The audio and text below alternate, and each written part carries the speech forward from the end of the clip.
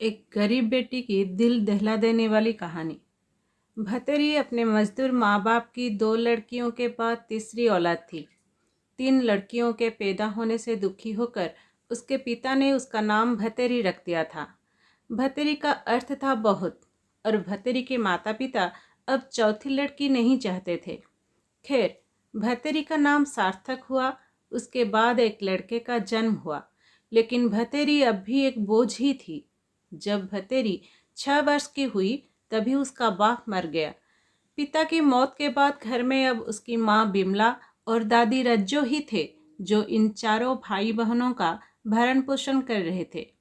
भतेरी की दादी रज्जो को आज भी बेटे की मौत से ज़्यादा दुख ये था कि भतेरी का बाप अपने पीछे तीन तीन लड़कियों को छोड़ गया था। वो अक्सर कहा करती थी, खुद तो मुक्ति पाली, अब पता नहीं मेरी मुलाकात कब होगी, कब भगवान इन नरकों से मुझे मुक्ति देगा।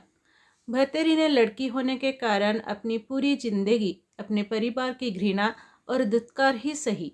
पति की मौत के बाद भतेरी की माँ बिमला भी भावशून्य हो गई थी। उसे अब भी अपनी तीनों बेटियां जिम्मेदारी नहीं, बोझ ही दिखाई देती थी। जब भतेरी 12 वर्ष की हुई तो उसे ब्लड कैंसर हो गया। डॉक्टर ने बताया कि काफ़ी रुपए भी लगेगा और परिवार में से ही किसी को अपना मेरुरज्जा देना पड़ेगा। डॉक्टर ने साफ कहा था कि देने वाले की जान को कोई खतरा नहीं होगा। 12 साल की लड़की के ब्लड कैंसर होने की खबर जैसे ही गांव वालों को लगी तो भतेरी के लिए गांव वालों का दिल पसीज गया। घर की माली हालत देख भतेरी के इलाज का पूरा खर्चा गांव वालों ने उठाने का फैसला किया। लेकिन यहाँ समस्या पैसे की नहीं आ रही थी। ग्रामीण समाज आज भी भावनात्मक समाज है। कई व्यक्ति थे जो भतेरी के इलाज के लिए पैसा खर्च करने को तैयार थे, लेकिन इस बोझ के लिए परिवार में कोई भी अपने शरीर का मज्जा देने को तैयार नहीं था।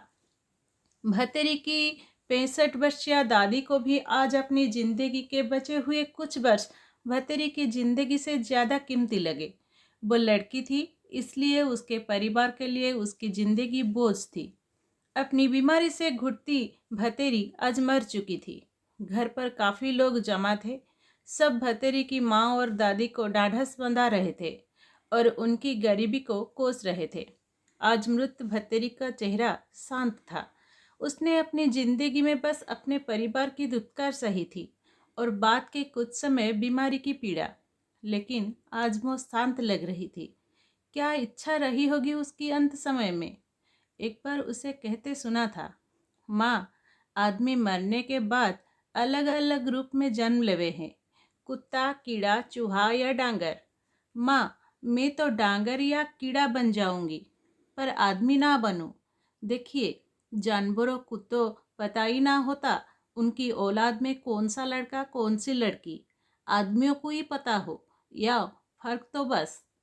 उसका बाल सुलभ मन मानव की इस वृत्ति का प्रतिकार नहीं कर सकता था, लेकिन जिंदगी भर जो घृणा उसने अपने प्रति देखी थी उसे वो जरूर महसूस कर सकती थी।